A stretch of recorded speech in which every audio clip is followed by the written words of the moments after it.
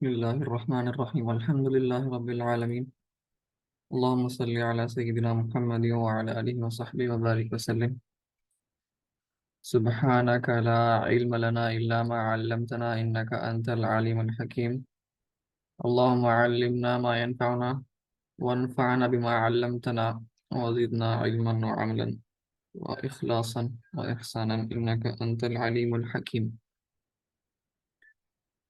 تو الحمدللہ آج ہم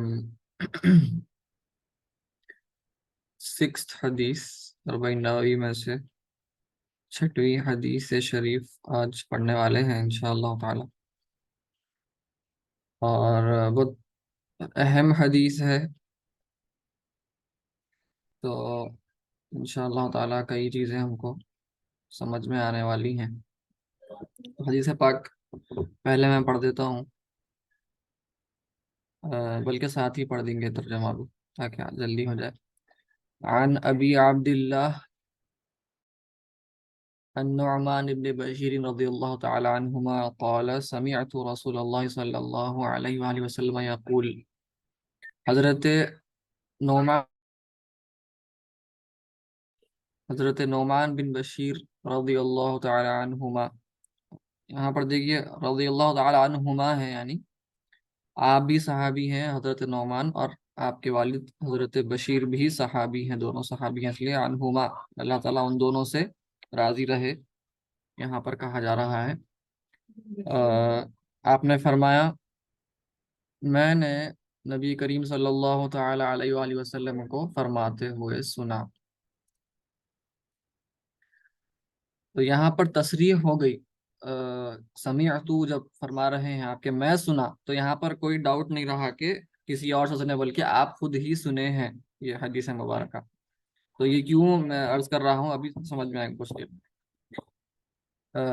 سرکار کو فرماتے ہوئے سنا، سمیعت رسول اللہ صلی اللہ علیہ وسلم یقول ان الحلال بین، حلال جو ہے وہ کلیئر ہے، صاف ہے، واضح ہے، کوئی ڈاؤٹ نہیں ہے اس میں. وَإِنَّ الْحَرَامَ بَيِّن، اور حرام جو ہے شریعت میں وہ بھی صاف ہے، شفاف ہے، کوئی اس میں ڈاؤٹ نہیں ہے کسی قسم کا، کوئی اشکال نہیں ہے. وَبَيْنَهُمَا أُمُورٌ مُشْتَبِهَاتٌ لَا يَعْلَمُهُنَّ كَثِيرٌ مِّنَ النَّاسِ، اور ان دونوں کے درمیان کچھ ایسے مسائل ہیں، کچھ ایسے امور ہیں، کچھ ایسے شؤون ہیں جو نہ حرام ہے سمجھ میں آتا یا حلال ہے سمجھ میں نہیں آتا کچھ حضرات کو، یا جس کو سمجھ میں آتا ہے ان میں اختلاف ہے کہ اکثر لوگوں کو پتہ نہیں ہے یہ باتیں. لا يعلمهن كثير من الناس، کہ لوگوں میں سے اکثر لوگوں کو ان باتوں کا پتہ نہیں ہے، یعنی ایک بلیک ہے ایک وائٹ ہے اور بیچ میں ایک گرے ایریا ہے جو کئی لوگوں کو پتہ نہیں ہے. فمن اتقى الشبہات، اور جو اس شبہات کو، یعنی ان ڈاؤٹ فل میٹرز کو، انکلیئر میٹرز کو، جو ایمبیگوس میٹرز ہیں، ان چیزوں کو، یہ شبہات ہیں، ہم کو پتہ نہیں کہ پکا حلال ہے پکا حرام ہے. علماء کو پتہ ہو سکتا ہے پر ان میں بھی اختلافات ہو سکتے ہیں. تو فقد استبرأ لدینہ وعرضہ، تو پھر وہ اپنے آپ کو بری کر لیا اس کے دین کے اعتبار سے اور اس کے عزت، اس کے عرض کے اعتبار سے، جو بھی ان شبہات میں کے معاملے میں تقوی اختیار کیا، یعنی ان سے بچ گیا. انشاءاللہ تشریح دیکھیں گے. وَمَنْ وَقَعَ فِي الشُّبُهَاتِ، اور جو شبہات میں پڑ گیا اس کا کیا ہوگا؟ جو شبہات میں پڑ گیا تو وہ حرام میں پڑ گیا. یہاں پر فعل ماضی کا استعمال ہے کہ اگر آپ شبہات میں پڑے وہ حرام میں پڑ گیا. اب سرکار صلی اللہ علیہ وآلہ وسلم ایک پیاری یہاں پر مثال عنایت فرما رہے ہیں سمجھانے کے لیے. کیا مطلب کیا ہے کہ جو کوئی بھی شبہات سے بچ گیا تو انہیں اپنے دین اور اپنے عزت کو بچا لیا اور بری ہو گیا، اور جو بھی شبہات میں پڑ گیا تو انہیں پھر حرام میں پڑ گیا. اس کا مطلب کیا ہے؟ راعی، راعی کا مطلب ہے چرواہا. تو کوئی چرواہا یرعا حول الحما، حما کے اطراف وہ اپنے جو بھیڑ بکریاں ہیں ان کو چراتا ہے اس کی طرح. تو حما کا مطلب کیا ہے؟ الحما، یہاں پر آپ دیکھیے سینکچوری لکھا ہوا ہے انگلش میں، تو حما دراصل ایک ایسی جگہ ہوتی تھی قدیم زمانے میں، ایک سمجھے انکلوزڈ اسپیس ہے، جگہ ہے مختص کی گئی ہے، وہ صرف بادشاہ کے لوگوں کے لیے، یعنی بادشاہ کے جانوروں کے لیے وہ جگہ مختص رہتی تھی کہ وہاں پر صرف بادشاہ ہی اس کے جانور چریں گے، اور کوئی اپنے جانوروں کو وہاں پر لے کر نہیں آ سکتا۔ وہ ایک خاص جگہ ہے، وہ صرف بادشاہ کے لیے مختص ہے، اس کے جانوروں کے لیے۔ تو کوئی بھی اگر اس کے اندر آیا تو پھر اس کو سزا ملے گی، کیونکہ وہ جگہ ممنوع ہے داخل ہونا، ٹریسپاسنگ ہو جاتی پھر۔ تو یہاں پر حما کا مطلب بھی وہی ہے، سینکچوری، کہ وہاں پر کوئی اور داخل نہیں ہو سکتا۔ تو اگر ایک چرواہا ہے جو بادشاہ کی طرف سے نہیں بلکہ وہ ایک عام آدمی ہے، وہ اپنے جانوروں کو چرا رہا ہے بادشاہ کے حما کے اطراف، اندر نہیں داخل ہوا، وہ اندر داخل نہیں ہوا، باہر ہے، کیا ہوگا؟ یوشکو ان یرتع، یوشکو ان یرتع فی، کہ ان قریب، ان قریب کا مطلب یہ ہے کہ اب ہونے والا ہے، آلموسٹ، ایسا راعی، ایسا چرواہا جو اپنے بھیڑ بکریوں کو چراتا ہے حما کے اطراف کسی بادشاہ کے، تو پھر پکی بات ہے کہ تھوڑی دیر میں ان کی بھیڑ بکریاں اپنے آپ اندر داخل ہو جائیں گے اور اس کو پتہ بھی نہیں چلے گا۔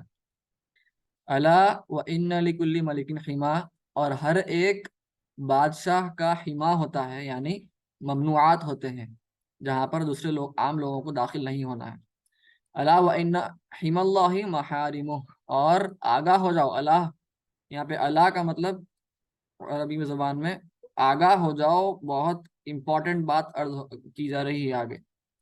تو خبردار کا مطلب ہے، خبردار، ہر ایک ملک، ہر ایک بادشاہ کا حما ہوتا ہے، خبردار ہر ایک بادشاہ کا حما ہوتا ہے، اور اللہ تعالیٰ کا حما کیا ہے؟ محارمہ ہے، وہ چیزیں ہیں، وہ امور ہیں جو اللہ تعالیٰ نے حرام قرار فرما دیے ہیں، تو اب مسلمانوں کا پر حرام ہے۔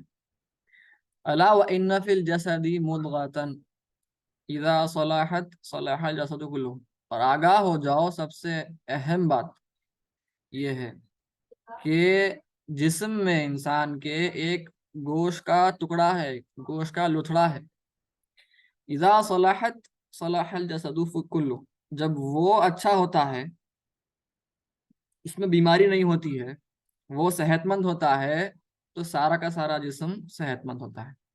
اور جب وہ فساد میں مبتلا ہو جاتا ہے، یعنی وہ خراب ہو گیا، اس میں خرابی پیدا ہو گئی، تو پھر سارا کا سارا جسم بھی خراب ہو گیا۔ الا وہی القلب، آگاہ ہو جاؤ، خبردار، وہ دل ہے۔ تو یہ حدیث متفق علیہ ہے، رواہ البخاری ومسلم۔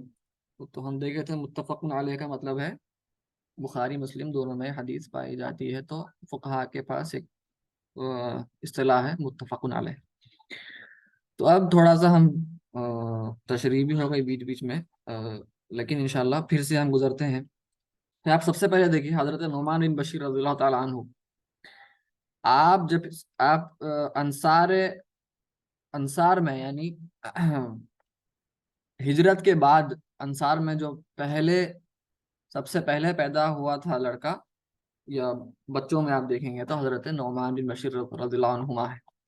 تو آپ انصاری صحابی ہیں، اور پہلے لڑکے ہیں جو تولد ہوئے انصار کے پاس ہجرت کے بعد۔ تو اس بات سے غور کیجئے کہ آپ بہت چھوٹے تھے جب آپ اس حدیث کو سماعت فرمائے، ٹھیک ہے؟ تو آپ کم سن تھے جب اس حدیث کو آپ سماعت فرمائے۔ میں یہاں پہ تھوڑے سے یہ باتیں اصول حدیث کے باتیں بھی عرض کر رہا ہوں تاکہ تھوڑا سا انٹرسٹنگ ہو، ہم کو پتہ چلے کہ آخر محدثین کا منہج کیسا ہوتا ہے۔ ایسا ہم پہلی درس میں دیکھے تھے کہ صحیح کیا ہے، ضعیف کیا ہے، یہ ہے وہ ہے، سب اصطلاحات۔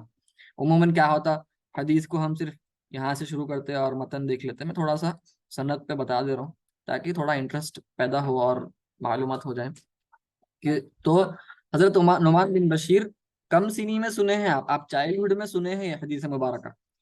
تو اور آپ کی عمر نبی کریم صلی اللہ علیہ وسلم کے وصال کے وقت، یعنی پردہ فرمانے کے وقت آپ کی عمر تھی 8 سال۔ تو آپ غور کیجئے، آپ کافی چھوٹے تھے جب آپ اس حدیث کو سماعت فرمائے. اور تو اس لیے محدثین کا اس بات پر تھوڑا سا گفتگو ہے، کلام ہے کہ کیا چھوٹے صحابی یا کوئی چھوٹے ہیں راوی بھی، کوئی صحابی کے بعد بھی، تو کیا ان کی حدیث قبول کر سکتے؟ کیونکہ ان چھوٹے ہیں، اتنی کم عمر ہے، کیا ان کو عقل ہے نہیں ہے، کیسا پہچاننا؟ تو ایک قول یہ ہے جو زیادہ تر علماء محدثین کا ہے کہ اگر انہوں تمیز کی عقل تھی، یعنی ان کو برے اور اچھے میں تمیز کرنے کی سمجھ پیدا ہو گئی تھی، ایسی قسم کی عمر تھی، تو ہم ان کی حدیث قبول کریں گے. اس میں بھی دو چیزیں ہیں، ایک ہوتا تحمل، یعنی انسان سنتا ہے، اور ایک ہوتا ادا، سامنے پہنچاتا ہے دوسروں کو. تو جب تحمل کی جو عمر ہے، یعنی حدیث شریف سننے کی جو عمر ہے، وہ کم سے کم تمیز کی عمر رہنا، یعنی انسان کو اچھے برے میں فرق کرنے کی، امتیاز کرنے کا اس قابلیت ہو، تمیز کرنے کی قابلیت ہے، تو ہم ان سے حدیث قبول کر لیں گے. لیکن ان کی جو ادا کی عمر ہے، یعنی آگے پہنچانے کی جو عمر ہے، وہ بلوغ کے بعد ہونا، بالغ ہونے کے بعد ہونا، کیونکہ ان کو عقل رہتی کہ انہوں سنے تو تھے، لیکن ان صحیح طریقے سے اس کو آگے سمجھ کر انہوں ادا کر رہے ہیں. اس کے لیے محدثین بولتے ہیں کہ بلوغ کے بعد انہوں ادا کرنا. تو آبویسلی نعمان بن بشیر بعد میں ادا کیے ہیں حدیث آگے کے راویوں کو، تو اس میں کوئی تو مسئلہ نہیں ہے. تو تھوڑے علماء کہے ہیں کہ یہ حدیث آپ خود نہیں سنے، تھوڑے محدثین کہے ہیں. اس لیے یہاں پر ہم دیکھیں کہ سمعتو ہے، میں سنا. تو یہاں پر ٹوٹلی جو ایسے علماء جو فرماتے ہیں کہ نہیں سنے، ان کا رد ہو جاتا ہے یہاں پر کہ بالکل آپ سنے ہیں، کسی اور سے، کوئی اور صحابی سے نہیں سنے، بلکہ آپ خود سنے ہیں یہ حدیث مبارکہ. تو یہ تھوڑا سا گفتگو ہو گئی. آپ 14 مہینوں کے بعد تولد ہوئے تھے ہجرت کے، اور آپ بعد میں امیر بھی رہے ہیں، امیر یعنی کہ گورنر بھی رہے ہیں، والی بھی رہے ہیں، اور کچھ علاقوں کے، حضرت معاویہ کے دور میں. اور آپ کی سن وفات 64 ہجری ہے، 64 ہجری. تو آپ فرماتے ہیں اور ایک بات میں یہ عرض کر دینا چاہ رہا ہوں، اس سے پہلے بھی عرض ہوگی شاید میرے خیال سے، کہ یہ حدیث مبارکہ دیکھیے آپ 40 نووی میں ہے. تو ہم کو چاہیے کہ ہم، اگر کوئی پوچھے ہم سے کہ حدیث مبارکہ کہاں ہے یہ والی، تو ہم یہ نہیں بولنا کہ 40 نووی میں ہے، بلکہ ہم بولیں گے بخاری مسلم میں ہے. اب یہ کیا ہے، پرائمری بکس ہیں یہ. کبھی بھی کیا ہوتا ہے پرائمری بکس میں اگر کوئی چیز آ چکی ہے، کوئی حدیث ہو یا کوئی مسئلہ بھی ہو، فقہی مسئلہ، کوئی فقہی پرائمری بک میں، ہم کو کیا کرنا چاہیے، ہم بعد میں کوئی اور بک میں پڑھے، اور کتاب میں پڑھے. تو ہم یہ نہیں بولنا کہ وہ کتاب میں بولا کیا پڑھا، آپ دیکھنا کہ پرائمری کتاب کیا ہے.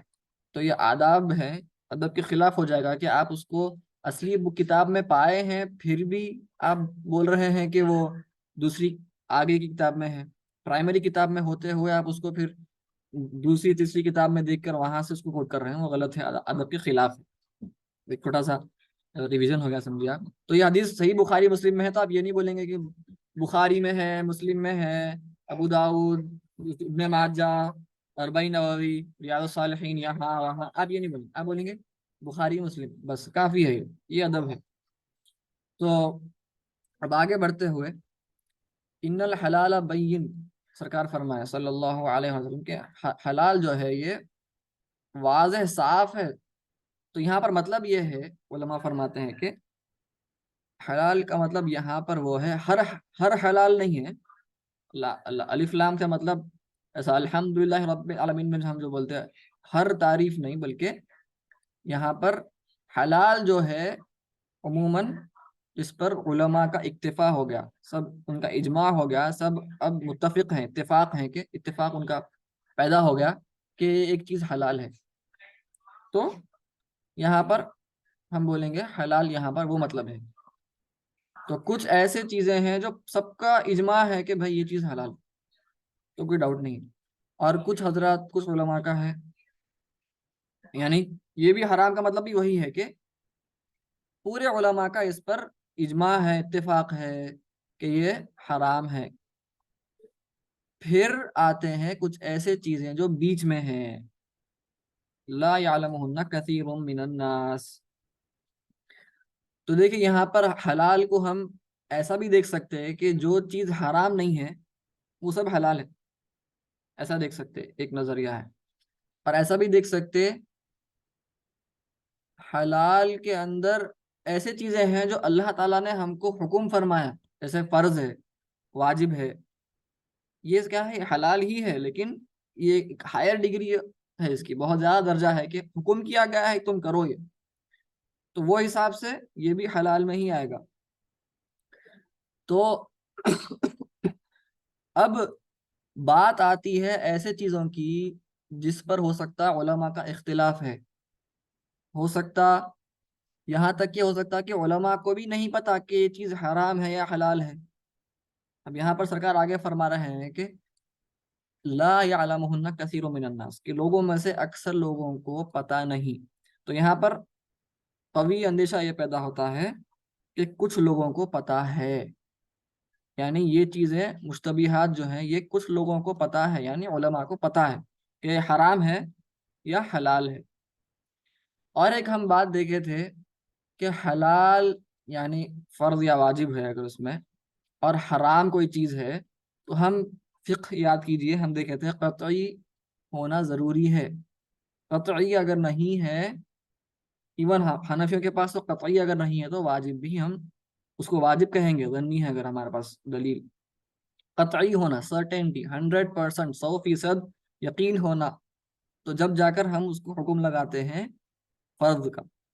تو فرض یا حرام ہونے کے لیے قطعی ایویڈنس ثبوت ہونا ضروری ہے۔ تو علماء فرماتے ہیں کہ یہ جو امور مشتبہات ہیں ان کی ہو سکتا ہے دلیل اتنی مضبوط نہیں ہے، تو لوگوں کو خدشہ پیدا ہوتا ہے کہ یہ آخر ہے کون سے چیز میں۔ تو حرام تو نہیں ہے یہ، لیکن اس کا مطلب یہ نہیں ہے کہ اس میں انسان اس کا ارتکاب کر دے گا، اس کے یہ عمل کر لے گا، یہ مطلب نہیں ہے اس کا۔ اور یہاں پر اور ایک بات ہے، ضرورت۔ آگے سرکار فرماتے ہیں فَمَنِ اتَّقَى الشُّبُهَاتِ، تو اس کا مطلب یہ ہے کہ ہر ایک مسلمان کو اپنے بیسک فرائض معلوم ہونا ضروری ہے، فرض ہوتا اور حرام، بیسک بنیادی مسائل معلوم ہونا ضروری ہے۔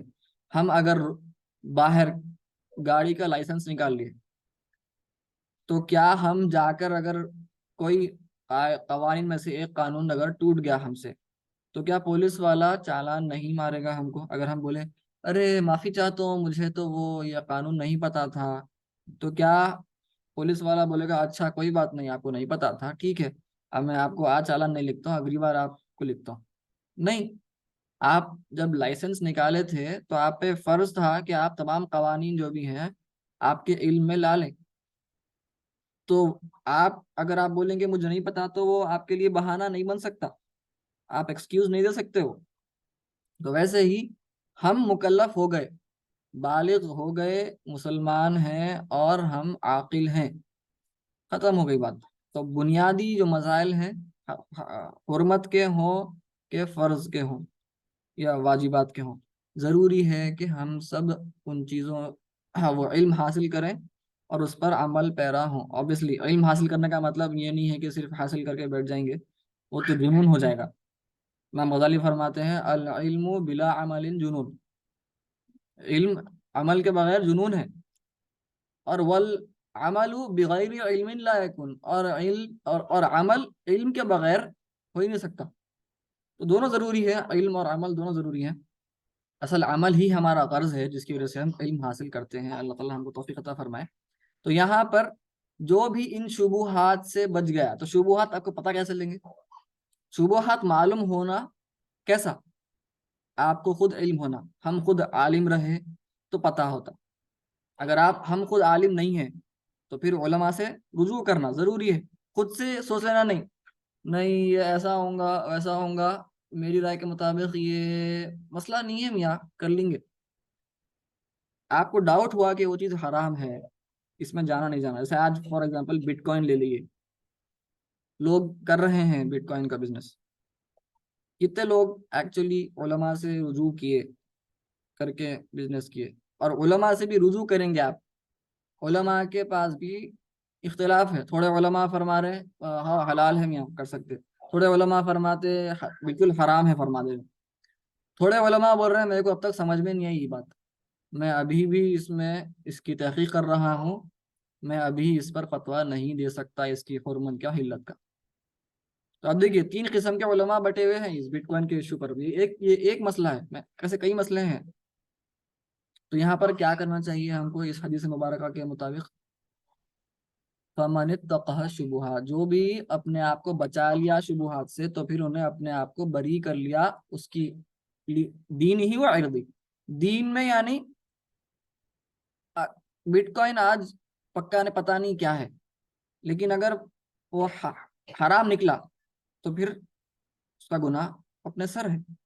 اور جو دوسرے حضرات ہیں جو دیکھ کر بول رہے ہیں بھائی آپ ایسی عجیب چیز میں ہاتھ ڈال رہے ہیں، تو آپ کے عزت پہ بھی لوگ حملہ کر رہے ہیں کہ انہوں کیسے ان مسلمان ہیں، پیسے کے واسطے ایسا کر رہے ہیں. تو آپ جب انسان ایسے شبہات سے بچتا ہے تو اپنی دین کو بھی بچا لیتا، اپنی عزت کو بھی بچا لیتا.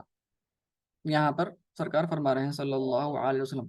اور اتقا کا مطلب تھوڑا سا اس پر بات ہو جائے. تقوا ہم کہتے ہیں، تقوا نارملی ہم خوف سے اس کو ترجمہ کرتے ہیں، خوف، لیکن وہ ترجمہ ہوتا ٹھیک نہیں ہے، کیونکہ تقوا جو ہے یہ آتا ہے، اتقا جو ہے وقایا سے آتا ہے. وقایا یعنی ہم نماز میں پڑھتے ہیں ربنا آتنا فی الدنیا حسنہ وفی الآخرۃ حسنہ وقنا عذاب النار، اور ہم کو عذاب نار سے، دوزخ کے عذاب سے بچا.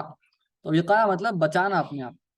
تو اخذ الوقایا یعنی ایک ڈھال کو اپنے سامنے رکھ دینا، ڈھال سے اپنے آپ کو شیلڈ کرنا، یہ ہے اتقا، اپنے آپ کو روک کے رکھنا.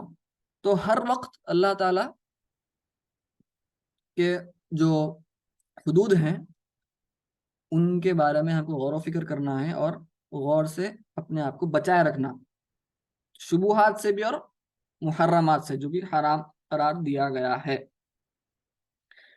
تو پھر سرکار فرماتے ہیں اور جو بھی شبہات میں پڑا تو پھر انہیں حرام میں پڑ گیا. کیوں؟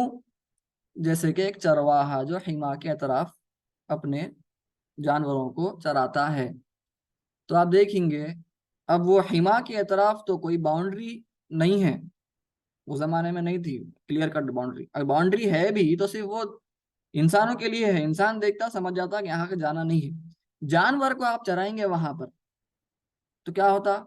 جانور کو پتا نہیں ہے کہ یہ حدود ہے، یہ حد سے مجھے تجاوز نہیں کرنا ہے. جانور گھاس کھاتے کھاتے اندر چلے آتا، آپ کو پتا بھی نہیں چلتا. ویسے ہی ہمارے اندر ہم سب اپنے اپنے کیا کہیں گے خصلتوں اور صفات، ہم چرواہے ہیں، ہم شیفرڈز ہیں، اور ہمارے جو صفات اور خصلتیں ہیں وہ ہمارے بھیڑ بکریاں ہیں، ہمارے جانور ہیں. ہم کو ان کو چرانا ہے. اب وہ جانور یہاں جانا چاہتا، وہاں جانا چاہتا، ہمارا کام ہے اس کو پکڑ کے لے کے آئے. تو ایسے کاموں کے قریب جانا بھی نہیں ہے ہم کو جہاں پر کوئی قسم کا ڈاؤٹ یا شک ہے. وہاں پر ہم جائیں گے تو اپنے آپ ہمارے اندر کے جو جانور ہیں، ہمارے خصلتیں ہیں، وہ تو ہم کو لے کر چلے جائیں گے اس میں، حرام میں کیسا بھی ہم کو وہ گرا دیں گے. تو اس بات کا خیال رکھنا ضروری ہے.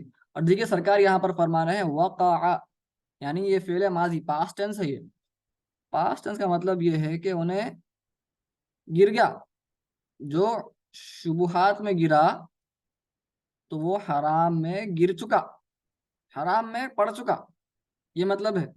تو ڈاؤٹ فل میٹرز میں، انکلیئر میٹرز میں اگر ہم جائیں گے تو سرکار فرما رہے ہیں تم یہ سمجھ رہے ہیں کہ نہیں نہیں یہ بیچ کی چیز ہے، مسئلہ نہیں ہے، نہیں، تم حرام میں پڑ گئے. اور حرام کیا ہوتا؟ کوئی بھی چیز کا اگر ڈیفینیشن دینا ہے، فقہا فرماتے ہیں کہ اس کے نتیجے سے اس کا ڈیفینیشن، اس کی تعریف کی جاتی.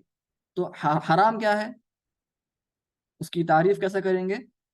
اس کے نتیجے سے ایسا عمل جس پر عذاب دیا جاتا ہے، یا انسان جس کے کرنے پر، جس کے ارتکاب، اس کے مرتکب ہونے سے وہ عذاب کا مستحق ہو جاتا. تو یہاں پر وہی ہو رہا کہ شبہات میں پڑھنے سے بھی حرام میں پڑ جا رہے ہیں. تو شبہات بھی ویسے ہی ہے، انکلیئر میٹرز بھی ویسے ہی ہے کہ حرام میں پڑ جانے کے ویسا ہے، یعنی عذاب کے مستحق ہونا کا مطلب ہے. تو وہاں پر غور کرنا ضروری ہے۔ اور سرکار آگے فرماتے ہیں ہر ایک بادشاہ کا حما ہوتا ہے، تو ویسے ہی اللہ تعالیٰ کا حما یعنی جس چیزوں سے اللہ تعالیٰ نے ہم کو ممنوع فرمایا ہے کہ یہاں پر تم کو نہیں جانا ہے، یہاں پر داخل نہیں ہونا ہے، وہ اس کے محرمات ہے یا محارم، جو بھی چیزوں سے اس نے ہم کو فرمایا ہے، حکم فرمایا ہے کہ یہ نہیں کرنا ہے، ممنوعات، تو یہ حما اللہ تعالیٰ کی حما ہے۔ اور سرکار آگے فرماتے ہیں کیسے اپنے آپ کو درست رکھنا ہے، تو سرکار فرماتے ہیں جسم میں ایک ٹکڑا ہوتا ہے، جب وہ اچھا ہوتا ہے تو سارا جسم اچھا ہوتا ہے، اور وہ جب خراب ہوتا ہے تو سارا جسم خراب ہو جاتا ہے، اور وہ ہے دل۔ تو دل یہاں پر سمجھے آپ بادشاہ ہے۔ کوئی بھی چیز آپ جب دیکھتے ہیں یا سنتے ہیں یا پڑھتے ہیں یا لکھتے ہیں یا سوچتے ہیں، خیال بھی کرتے ہیں، تو اس کا یہ جو سینس باڈی کے سینس آرگنز ہیں، ان سب کا اثر دل پر پیدا ہوتا ہے، اور یہ بات حقیقت ہے، پیدا ہوتا ہے۔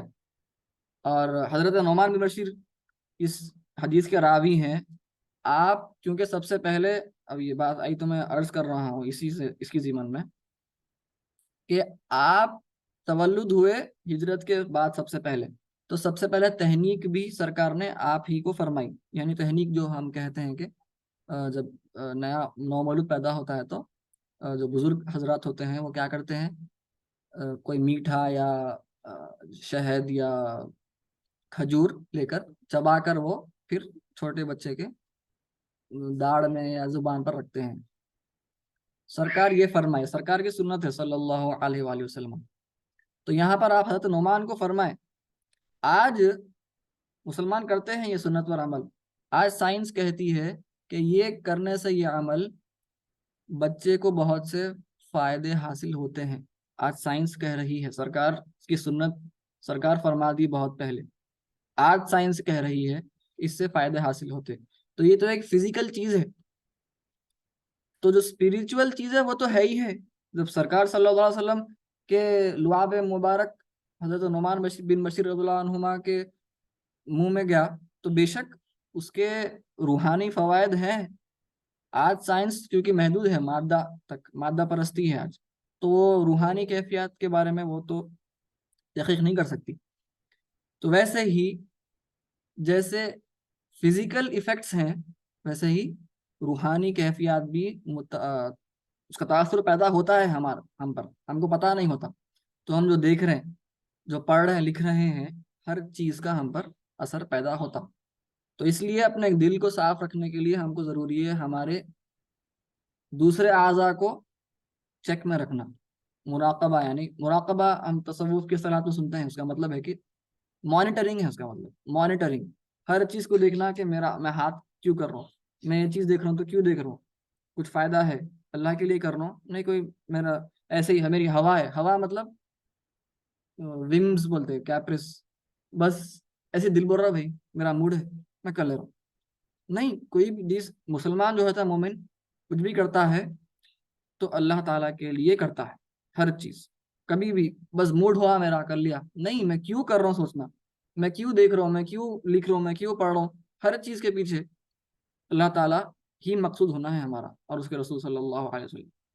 تو اس سے کیا ہوتا، آپ روز قرآن سنیں گے، روز بیانات، درس، دروس، ذکر میں مشغول رہیں گے، نماز میں مشغول رہیں گے، نعتوں میں، منقبتوں میں، تو کیا ہے وہ ایک الگ تاثر پیدا ہوتا ہے ہمارے دل میں، وہ روحانی پازیٹیو کیفیت۔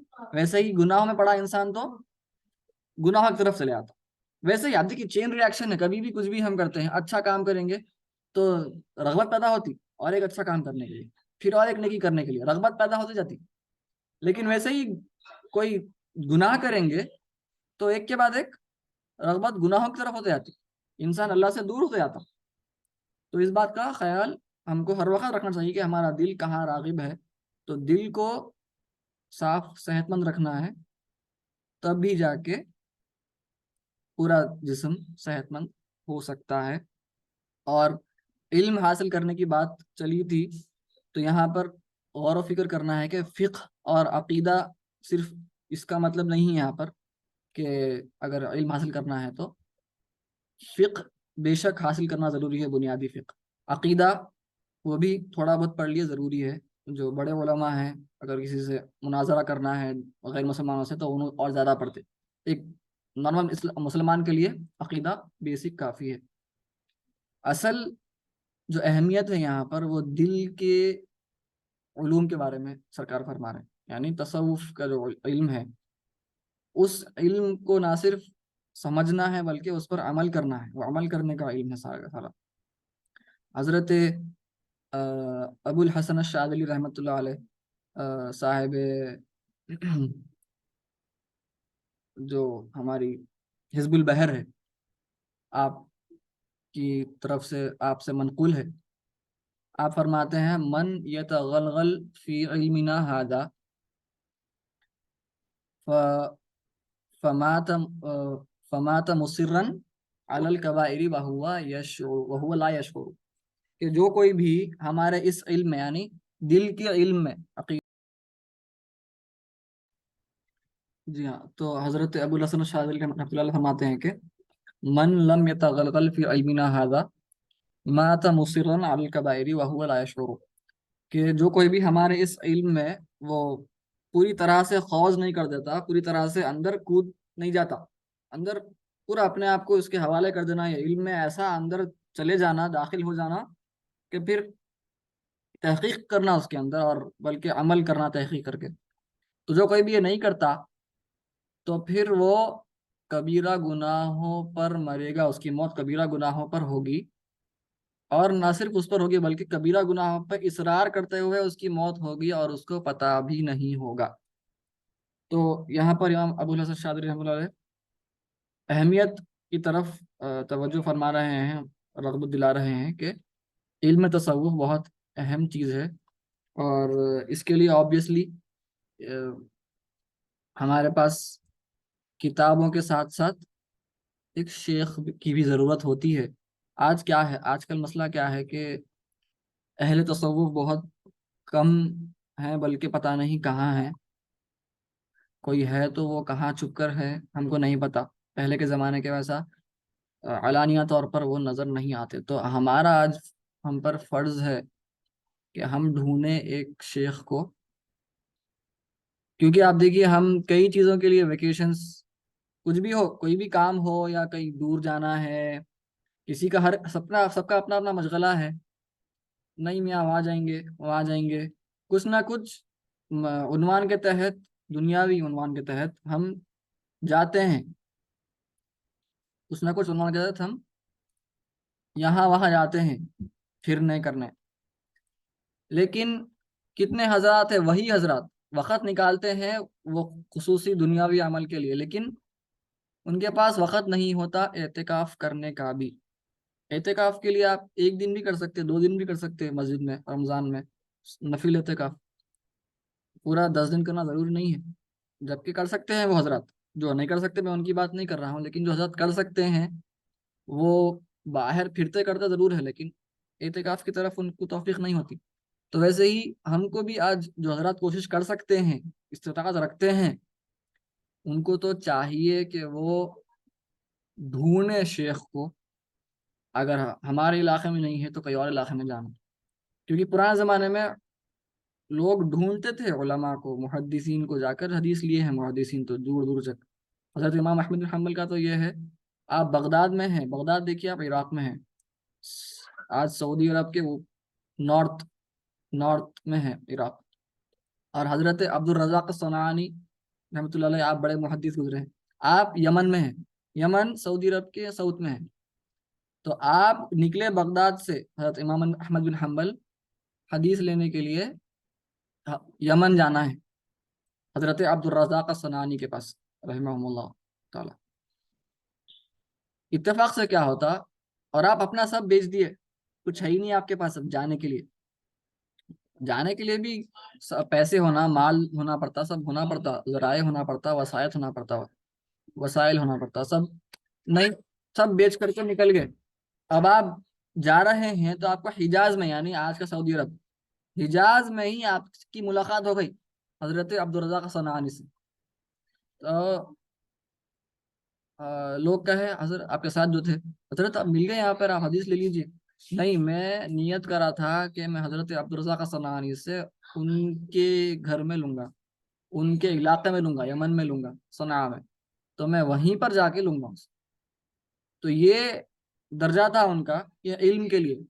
تو آج حدیث کے لیے، تو آج ہم کو بھی ایسا تو ہم نہیں کر سکتے، ہماری کہاں ان حضرات کے ویسی استطاعت یا توفیق بھی. لیکن کوشش کرنا ہے کہ ہم، اس کو استطاعت ہے، اس کے پاس ہے، اگر وہ دنیا میں سفر کر سکتے ہیں، اللہ تعالیٰ ہم سب کو استطاعت دے کے ہمیں ہمارے شیخ اگر انتقال فرما چکے ہیں تو ہم ایک دوسرے شیخ کے طالب ہونا ضروری ہے. کیونکہ ایک جو پیری مدد کا سلسلہ ہے، یہ ایک سفر کی طرح ہے. شیخ ہم کو لے کر جاتا ہے تو ہم ایک گاڑی کی طرح ہیں، ہم ایک رستے پر ہیں، ہائی وے پر ہیں، ہم ایک بس پکڑ رہے ہیں. بس اگر خراب ہو گئی بیچ میں تو کیا کریں گے؟ کیا ہم وہی رک جائیں گے؟ نہیں، ہم کو منزل تک پہنچنا ہے. یہ ہے ہمارا سلوک. تو ہم کو چاہیے، ایک بس اگر خراب ہو گئی، ہمارے ایک شیخ کا انتقال ہو گیا، تو دوسرے شیخ کا طالب ہونا، دوسری بس پکڑنا. کئی بسز جا رہے ہیں، ہمارا کام ہے بس پکڑنا، پیدل نہیں چلنا. پیدل نہیں، میرے شیخ کا انتقال ہو گیا، میری بس خراب ہو گئی، تو اب میں صرف پیدل چل کے سفر طے کروں گا، تو سفر کبھی طے نہیں ہوتا، بیچ میں انتقال ہوتا اپنا. تو سفر کرنے کے واسطے آپ کو اور ایک بس پکڑنا ہے.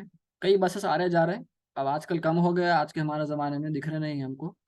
کوشش کرنا ہے کہ ڈھونڈ کر بس پکڑنا، انشاءاللہ تعالی منزل تک اللہ تعالی ہم کو پہنچانے والا ہے. وآخر دعوانا ان الحمد للہ رب العالمین. اگر کچھ کہنے میں غلطی ہو گئی ہے تو اللہ تعالیٰ معاف فرما دے، اور آپ حضرات اصلاح فرما دیجیے.